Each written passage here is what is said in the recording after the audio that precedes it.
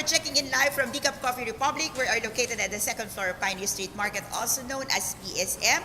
We are inside HMR parking compound along Reliance Street from the city of Mandaluyong. We are just across TV5, so just in case one of the coming Tuesday and Thursday, you will be free. Please come and join me. I'm doing a coaching talk. This is Coach A, and my coaching talks happen every Tuesday and Thursday. On a Tuesday, I do Kapihan Night, but tonight, this is Thursday, and you're joining me for Strengthening Thursday. I'm doing coaching for the soul, and for tonight, I'm gonna be talking about authentic people, discovering authentic people, discovering authenticity. And I've started at 7:30 with my beautiful online on-floor guests who are very, very excited. Okay, we are very excited for tonight. And if you are joining me for the first time, I am Coach A. I'm a certified life coach, and there are two things that I do at the very least. Number one, I empower people to stay alive and live beautifully. So no to suicide, no to depression, no to mental challenges. Okay, remember that even if you are suffering from mental challenges, we can work together so you can stay on a positive mental health condition.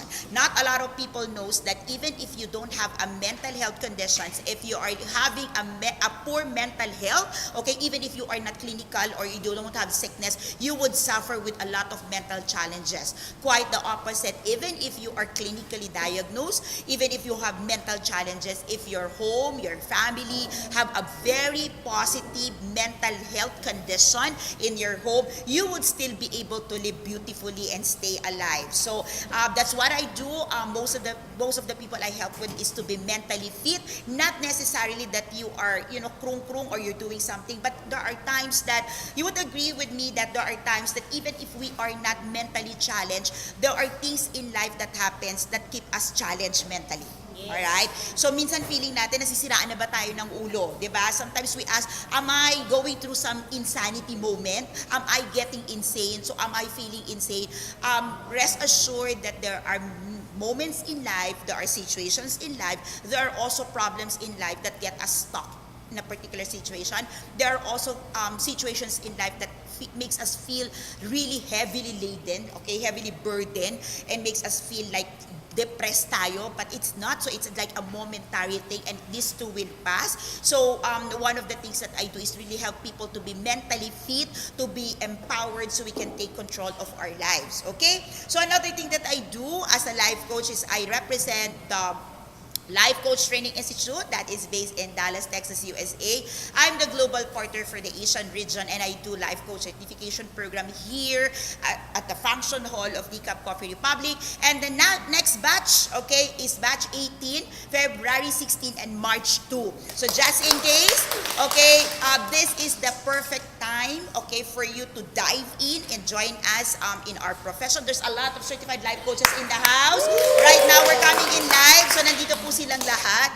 And for those of you who've been contemplating, for those of you thinking if the profession is for you, there is no better way to know but really to dive in and to know more about our profession, which on Saturday we're having Coach Mike Celis doing it at 12 o'clock, all right, discovering the life coach inside of you. And I think Coach Candy, you're doing life coaching 101 at 3:30, okay. And for those of you who wants to experience or to know more the value of life coaching and mental wellness, we're doing a mental health coaching at 5:30. So tama naman siguro yung mga oras. Actually, I wanted to invite you to just come here the whole of Saturday because there's a lot of things happening in the house. We're also doing our second episode for Coach Cafe this Saturday. And this Saturday, we're talking about relationships. Yeah. Okay. So we're gonna be talking about relationships, okay, and there are gonna be coaches joining me online, so watch out also for Saturday. All right, so tonight we're talking about authentic people. We're talking about truly authentic. So meron talagang authentic na, meron pang truly, okay, truly authentic, double, di ba? Okay, I'm a life coach, and normally I would take off from perspective or from the medical points of view, just to create the balance before I come in as a coach.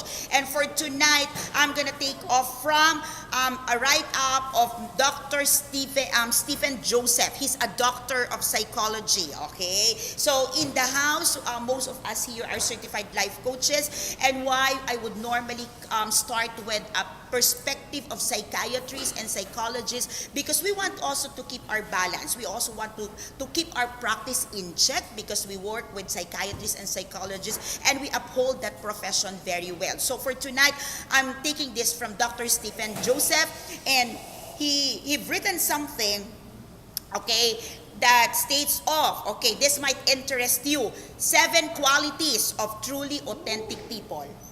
7 qualities of truly authentic people. Because when we started, okay, if you are joining us right now, okay, tag 3 people at least, or share this to your timeline and to your Facebook groups. I believe a lot of people is interested. A lot of us are interested really to know what is the word authentic means. Are you? Because to me, I'm also interested to really understand what do we really mean when we say authentic. Okay, in the house, most of the time we hear as life coaches, we always say we have to be authentic. We have to be vulnerable. We have to be transparent. We have to be true to our feelings. Okay, we have to be able to express, and we keep saying that. And in the line of thought, we are like saying, let's be authentic. But again, when you say authentic, what do we really mean? All right, and I want to take off from the writings of Dr. Stephen Joseph that states, if we want to understand what is authenticity, it is good to look into the qualities of truly authentic people, which is, I think, a very good benchmark. Would you agree? Yes. All right. So when we started offline, I asked my on-floor guests to have a mental picture of a truly authentic person and also a person who's not authentic to them. We also talk about, for those of you who are asking why our ad would always say 7:30 but we will go live at 8 o'clock, because we really go and start at 7:30, but that is my moment with my on-floor guests, and then I go online at 8 o'clock, and then we go offline and we continue our discussion on floor. That is the reason why we would like to invite you to really join us on our live episode here, because there's more learning before and after the talks. Okay, Tita, hello. Maraming salamat for watching. I hope you're watching with Tito Ron. Okay, si Tita Bev Gibbs is watching. Okay, Coach Rod, you have to tag daw Master Coach Lakendra.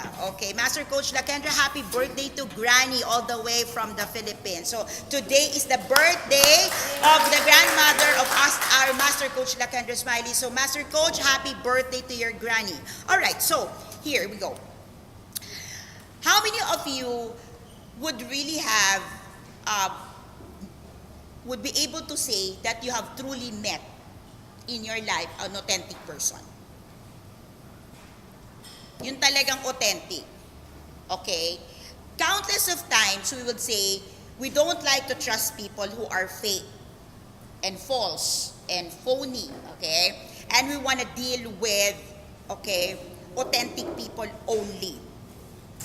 Okay? When we go for friendship, when we go to deeper relationship, when we build intentional relationship, we go for authentic relationship. Okay, so let's just do a run through. Sino dito ang naging successful na and you were able to find one authentic person and build at least one authentic relationships? Wow! Palakpakan natin.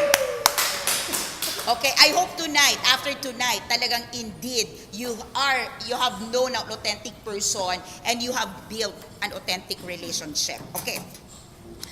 Earlier, when we start off, I asked the guests what of them is an authentic person. And really the highest point of view of being authentic is if we look at it in the highest good of every person. The design of every person is to be good, because we are created in the image and likeness of God. But really, when we talk about that, many people will say, what is that? So if I don't have a God, or I have a different picture of a God, so what is an authentic person? So for tonight, that's what we're going to be diving in. That's what we're going to be discovering. That's what we're going to be looking into the mirror, okay, maybe it's also worth looking into, are we authentic ourselves? All right. When I was going through this material, I am challenging myself. No, instead of the first thing that comes to my mind is to challenge myself. Am I an authentic person? Because I think I like what Coach Candy said, that you can be an authentic person builds an authentic relationship. All right. So taking off from that, we all want an authentic relationships in our lives. So the question is, are we authentic enough that we are capable of building and establishing an authentic relationship? Because to begin with, if you are not authentic, okay, what kind of relationship will you be building? You're getting the point? So, and it starts with us, because we cannot give what we do not have. All right. So, often when you talk about authenticity, we kind of judge a person's authenticity by the passion and commitment that person have towards something. So like if that person is very committed, very passionate about job, committed, passionate about marriage, about relationship, that's authenticity, right? So we kind of judge people based on a standard of what they do, based on the standard of the output that we're able to see, all right? But there is more to authenticity. Okay, the question of Dr. Stephen is very good. You know what his question? The question is, authentic to what? Okay? You are authentic to what? Tama nga naman. Alright? You are being authentic to what? Isn't it? So, when you say authentic, I'm authentic to what? Am I being authentic to what? That's his question. Now, he said, for you to see, okay, authenticity in a nutshell, okay, here's the thing, okay, the qualities of a person should be, this one is very good, all right, and this will get you thinking. Sabi niya, according to Dr. Stephen, qualities of a truly authentic person is this, okay, the person should be able to show healthy, non-defensive functioning and psychological maturity. Let me repeat that. Quoting Dr. Stephen Joseph, he said, authenticity is ultimately about those qualities that show healthy, non-defensive functioning. Okay, healthy, non-defensive functioning and psychological maturity. Medyo mabigit po yung sinabi niya because now you have to be able to show, okay, a healthy, non-defensive but functional and psychological maturity. Alright? So, himayin po natin. There are 7 qualities that he shared and we can look at it from a positive, from the other side of it. So, let's validate your mental picture of authentic person and your mental picture of a not authentic person. Okay ba? Are we ready? Yes. Who's ready? I'm excited. Okay, here. Number 1. Okay. Authentic person. Okay, again, I'm quoting, okay, I'm sharing from Dr. Stephen Joseph. He's a PhD, and you can find his writings in the internet. Okay, this is courtesy of Mr. Google. Okay, just so you know. All right. According to Dr. Stephen Joseph, number 1 quality of a truly authentic person is this: having a realistic perception of reality. Wow. Sabi po ng doktor, hindi po sabi ni Coach A, alright?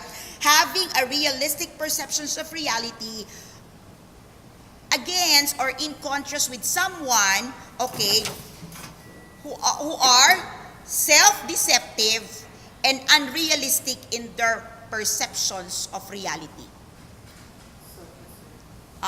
So, if you are authentic, according to Dr. Stephen, okay, you have a realistic perceptions of reality. Now, reality, okay, when we look at reality, all of us would have a different perceptions. Agree, disagree? All right, we have different perceptions of, what is this? Is this a mug? Okay, is this a cup?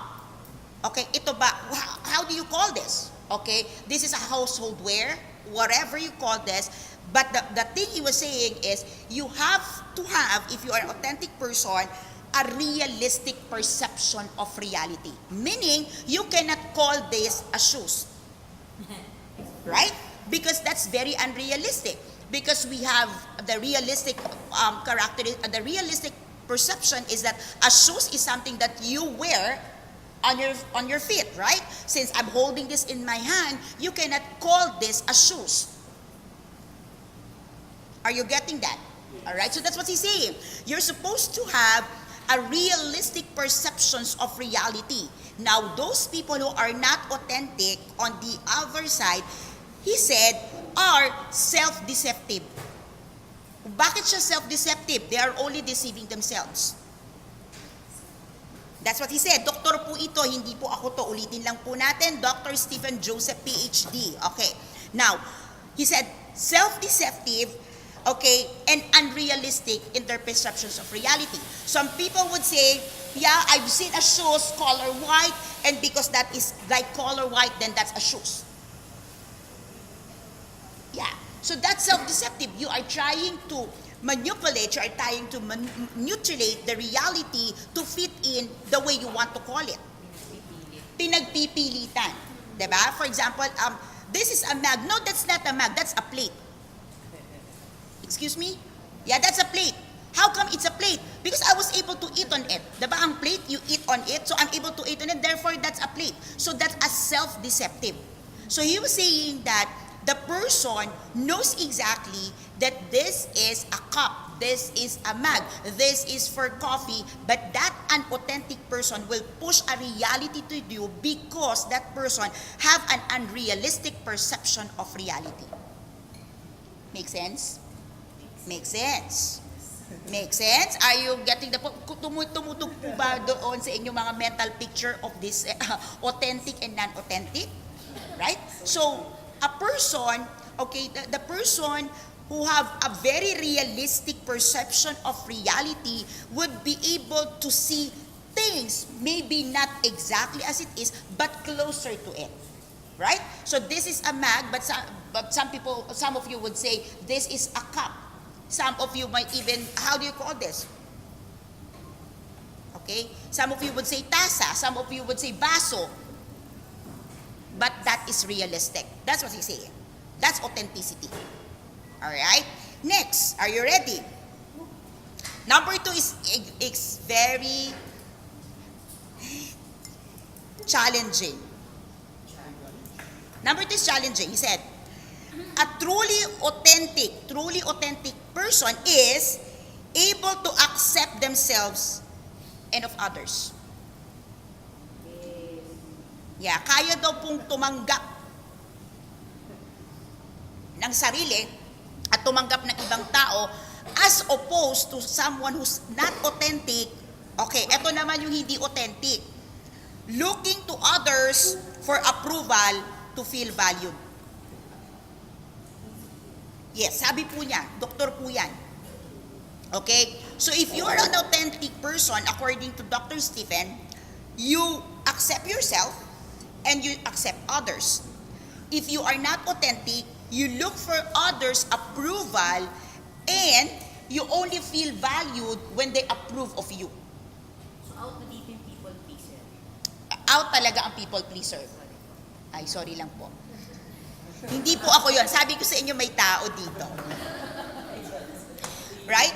So, where is it coming from? Because if you are authentic, alright, you are authentic, then you can have a picture of your true self, your true nature, and not only having a true picture, but you are able to accept. That's authenticity. Because if you cannot accept your true self, there is no true self to be displayed. There is no true self to be revealed. Alright? That's why sinasabi niya, you have to know yourself and you have to accept it. Now, those who are not authentic look for others' approval and need to feel valued. Why? Because also, why immediately it triggers or it signal that that person is not authentic? Because if you are looking for approval of other people, if you are looking others for value, obviously, you will always please other people. You will always pursue what is pleasing. You will always pursue what is acceptable to the environment, okay, and to the people around you. Definitely, that's not being authentic of you. Makes sense, right? Makes sense. All right. Number 3. Okay. Number 3 sounds simple but very profound to me. All right? If you are an authentic person, Dr. Steven said, you are thoughtful. Meaning, nag-iisip ka. You're thoughtful. You think over things. As against, all right, people who are judgmental of other people.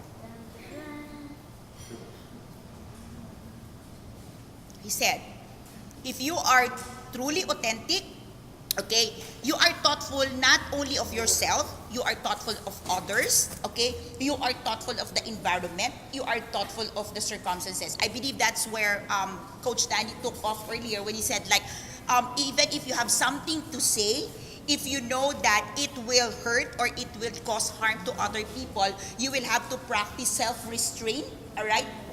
Because you are thoughtful of other people. The same token, Coach Ed was saying earlier that you are smiling because you're happy, or you're smiling even if you're not happy, but because it's your value to provide that kind of face to other people. That's what you're saying. That's what Dr. Stephen is also saying. That being authentic does not mean I will show my arrogance, I will show my pride, I will show all the nasty things about me and say, I'm authentic. He is saying that being authentic, you are thoughtful of other people. Or should we say, you are mindful of other people. Okay, his term is thoughtful. But I think I'm interpreting it as being mindful of other people, right? Yeah, without judgment, right? And he said, the other side is, if you are not authentic, you are judgmental of other people. Coach K, hello from Manila to Tacloban. Okay, thank you so much, Coach K. Authentic daw ako. Thank you so much for the love. Okay. We miss you, people from Tacloban. I'll be back in March. Okay. So, I think it makes sense, right? That being authentic, you care for other people. Right? Because you accept yourself, okay, you understand the truth about yourself, you can also look to other people. Right? But if you please other people just to get your approval, then you will just be judgmental of other people as well. Makes sense. Ang galing, di ba? So, love talaga natin ng science eh. Yan. Okay, number 4. Number 4, you will be happy with this. Ay, Coach Kendra, hello! She said, I'm beautiful. Thank you, like you. Happy birthday to Granny! Okay. Number 4. Okay. Dr. Stephen Joseph said, a truly authentic person, all right, is, okay, someone who have, okay, you will love this, non-hostile sense of humor. Oh, non-hostile, non-hostile. Oh, but you're not hostile to other people. Because many of us, or many people would say, I am just joking. Or you don't have a sense of humor. What he is saying here, if you are authentic, okay, your sense of humor will not be hurting other people. Alright? Your sense of humor will not be stepping on anyone else. Which I think makes sense. How could you if you're authentic, how can you make fun of other people? And how can you be happy if you are stepping? Tama naman, Coach Lau, sabi niya. May pag-react talaga si Coach Lau. Yes. Okay. Quite the opposite. Alright? Okay, quite the opposite. Okay. Those who are not authentic, they are very hostile on their sense of humor. They are very, very hostile on their thoughts. They're very hostile on the way they express things. They could be very aggressive the way they show their feelings, their emotions. Okay? And that's what he said from the doctor's perspective, that's not being authentic of you. Which I believe connotes with you have to be thoughtful of other people if you're authentic. Make sense? Oo, hindi pwedeng I don't care what you feel, I don't care what you think. It cannot be I don't care how you will feel, as long as I'm able to express what I feel, I think, and I believe. Because he said you have to be thoughtful. Coach Mix, authentic, unique, and genuine. Yes, Coach Mix, it's good if you're unique and genuine, but if you being unique and genuine is no longer thoughtful of other people, the doctor said that's not being authentic. Yeah, you can be unique, right? But you being unique is not thoughtful of other people and hurting other people, then that's not being authentic. All right. I think what he is driving in here, okay, Coach Jessica, hello. What the doctor of psychology is telling us is being authentic is not just you for yourself, but you for yourself and other people as well. Right? Next, all right. He said, okay, if you are a truly authentic person, you should be able to express, this is beautiful, express your emotions freely and clearly. Two things, freely and clearly.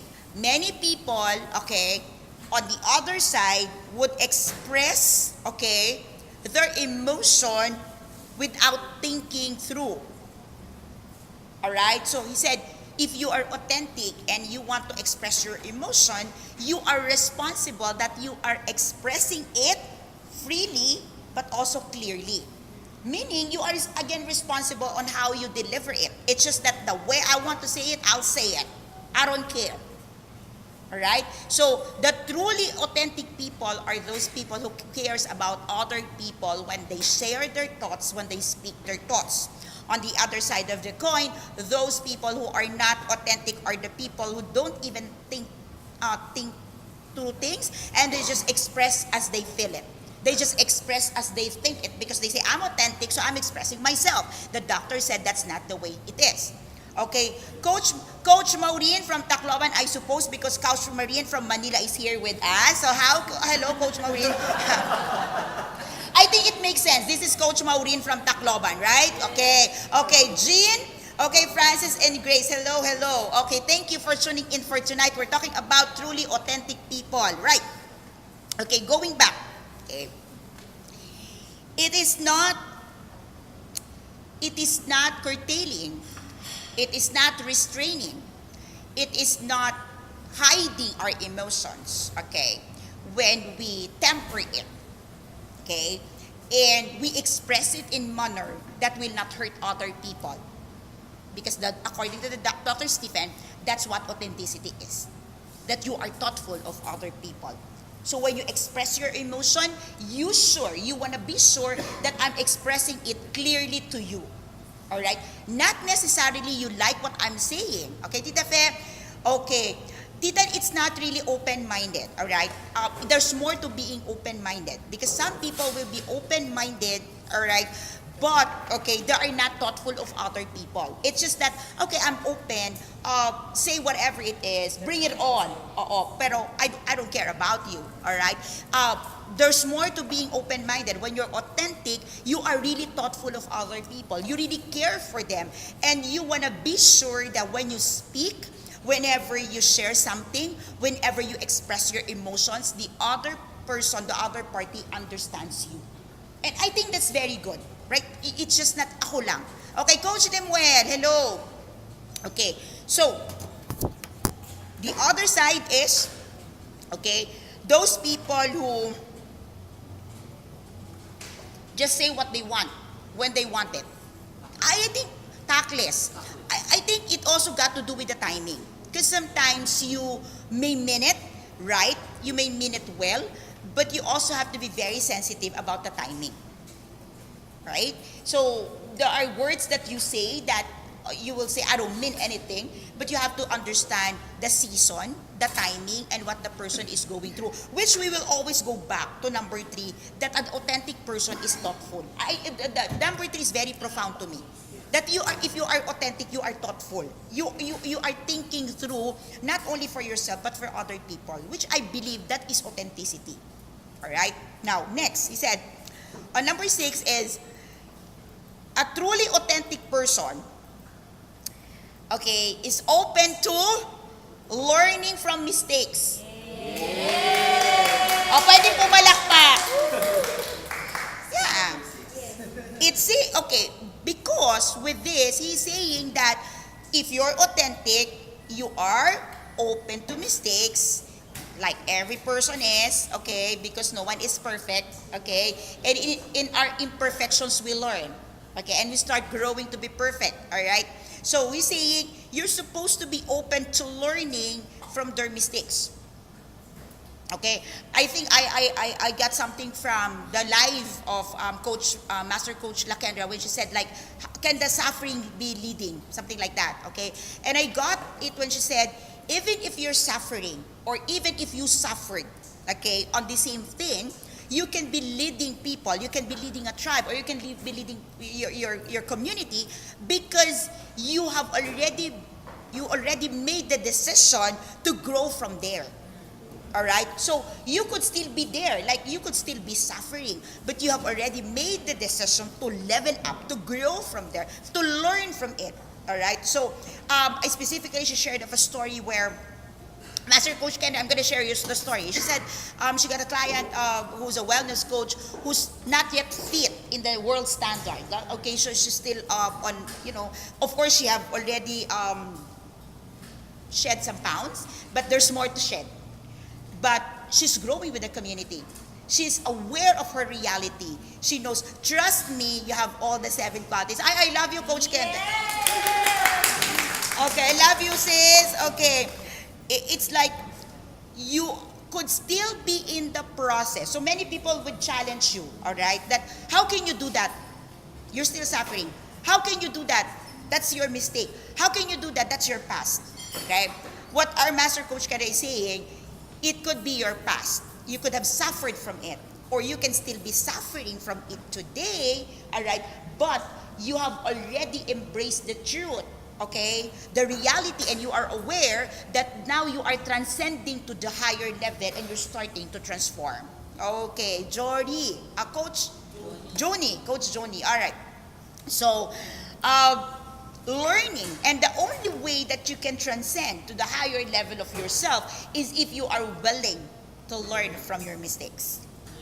Okay, quite the opposite. Those who are not authentic people, okay, they say no to learning, and they say, okay, mali ako but, or I'm wrong but. There's always the but. You heard those people? You know those people, like, okay, it's my mistake but. It's my mistake but he also. It's my mistake, but he also do that. The pointing fingers. The pointing game, right?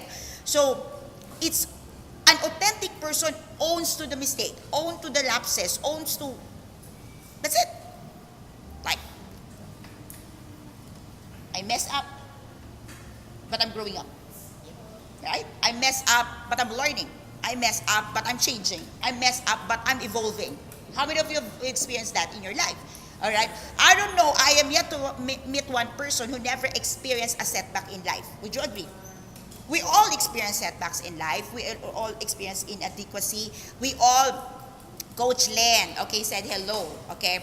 A lot of times we experience failure. A lot of times we we do mistakes. All right. We have bloopers in life. Yes. And a lot. But when you're authentic, you can say yes. Okay. That's it. That's me. I did it. I'm sorry. Truly, I'm sorry. Okay. Okay. Coach Mix will say hashtag very wrong. Okay. But, okay, hashtag very wrong can be moved to hashtag very right. Right? I love Coach Mix for that. He's one person who would always say that. Like, okay, hashtag very wrong, and moves to hashtag very right. And he means it. All right. So, I love you, Coach Mix, for that. Finally, this one. Okay. Okay? Number 7. Okay, you will love this. Promise. If you are an authentic person, you understand your motivations and your motives. Yes, agree? If you are an authentic person, you understand motivations and your motives. Those who are not, okay, they do not understand what motivates them and what is the motives of them doing things. Babalik talaga sa number 3, sa pagiging thoughtful. Okay? If what the person says and does is defensive, and self-deceptive. You see a lot of people like that. Defensive and self-deceptive. Okay? Again, he's using the term self-deceptive, meaning you are only deceiving yourself.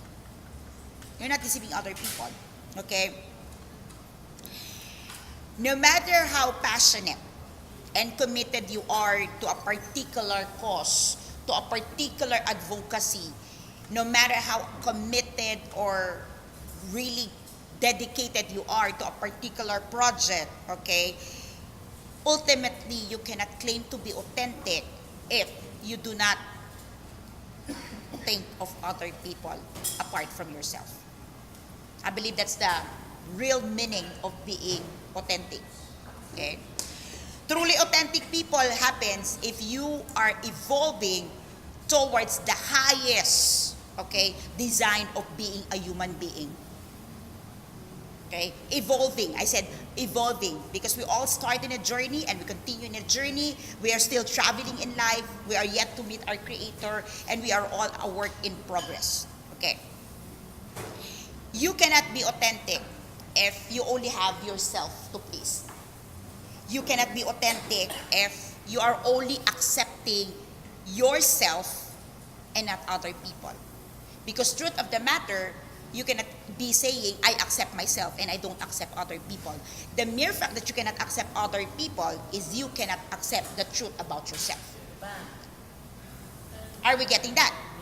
The reason why you cannot accept other people is because you cannot accept the truth about yourself. Why? Because you cannot accept other people for their mistakes, for their lapses, simply because you believe you don't have a mistakes and you don't have a lapses. If you can honestly and truthfully and authentically say that I am a person wanting to live a good life, doing good things to other people, but hey, okay, I am not perfect, I'm a work in progress, I have my mistakes, that's my reality. Therefore, as I see your imperfections, as I see your mistakes, as I see your lapses, I can take that. See? It all begins how you see yourself. So you being unforgiving of other people's lapses and mistakes is a reflection of you not accepting your very own nature, who is also committing mistakes. No one among us is perfect here. We all commit mistakes every day, people, right, coaches?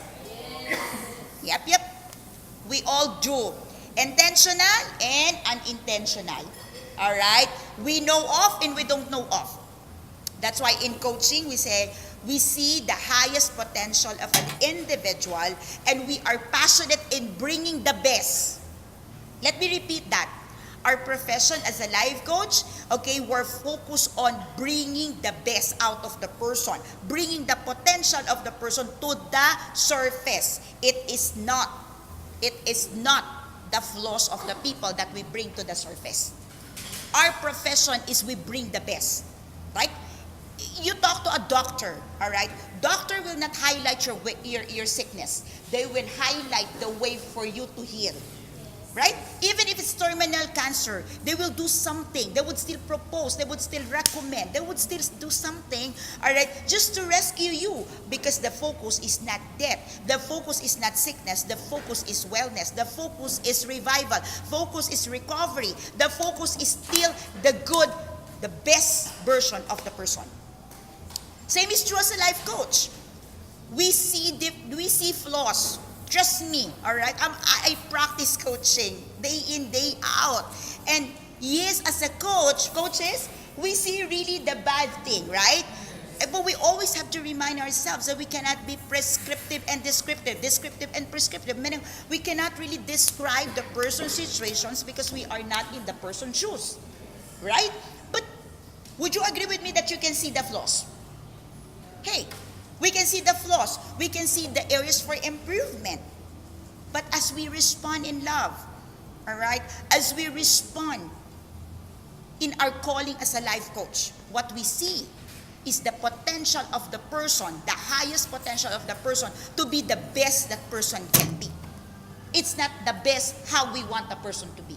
Never about how the coaches wants the person to be, but how the person can be the best version of himself by us facilitating growth, by us facilitating change, by us allowing the person to be empowered to embrace the present situation towards growth, and for that person to evolve to a better versions.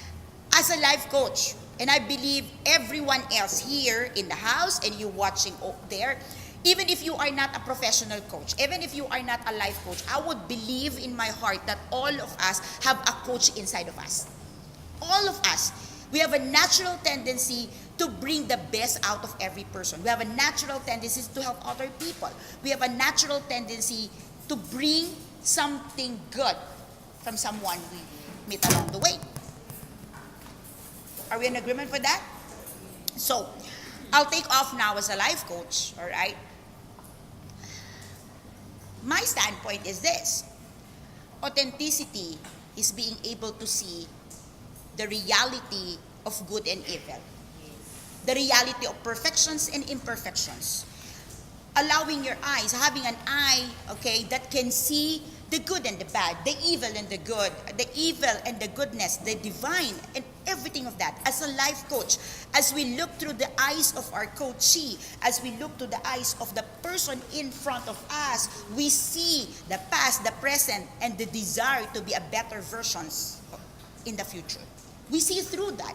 We see beyond the naked eyes. As a life coach, when we look at the person, we see the cry to be better, the cry to evolve, the cry to transform. And every life coach married to the profession sees that. And I believe we all have that. Whether you are a professional coach or not, we have that in our heart. If you are a coach, you can see the goodness in mankind. You can see the goodness in a person. Right?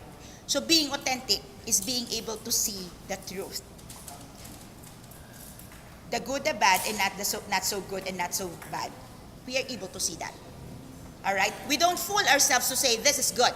We accept it, we see it. The difference is we're not vindictive because we're not prescriptive and we're not descriptive. Vindication is not in our hands. We don't vindicate. We don't take vengeance. We don't say you are like this. No, we don't. But we see it through the eyes of hope, through the eyes of transformation. In our institute, the graduates of our institute, we call ourselves change agents. And we can only be change agents if we can see the potential of that person to evolve from the present situation and to transcend into the higher version of themselves. It takes time, yes. It takes effort, yes. It takes courage, yes. It's hurtful, hurting, painful, yes, absolutely. But it is possible that as we give each person a chance to be a better version of themselves, then authenticity will surely be part of that person. If we accept people for who they are, naturally, authenticity will come out. If we come out there not judgmental, hello Coach Arnel, if we can come out there not judgmental, obviously and definitely, the person can come out of the shell. The person can start sharing. Can a person start not authentic and transcend to being authentic? Definitely and absolutely. Yeah, that's exactly what our profession does. Trust me, we meet countless of people who hides in the dark. Countless of people who hides in their own story of the past, who hides from their story of regrets, failures. Most of their stories are shameful. But that's not the end of the story. That's not the end of the story. You may have your negative beginning in life. You may have a negative story of yourself. But trust me when I tell you, a coach sees the best in every person. And a truly authentic coach will be passionate to bring the best and not to tear down anyone. An authentic coach will bring out the best in every person. Because we cannot be an authentic coach if we cannot be an authentic person. And if you are an authentic person, you can be an authentic coach. Yes? Pwedeng umiti.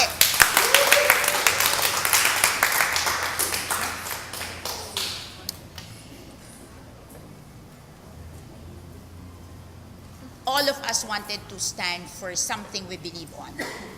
All of us wanted to share our ideas. All of us wants to be heard. All of us have stories to share. Okay? An authentic person is allowed to do that. It is. Regardless of what other people will think, whether it's not acceptable to them, an authentic person will be able to share it. But the question is, how do you do it? The manner, the motive, and ultimately, your character behind the display of that authenticity that you call. Ultimately, it is you who can gauge if you are authentic enough. And of the 7 qualities, I believe,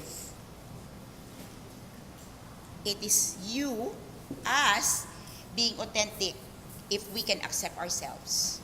Truly, with all our flaws, with all our mistakes, with all our limitations, because by only doing so can we accept other people without judgment, without hurtful words, and without tearing them down.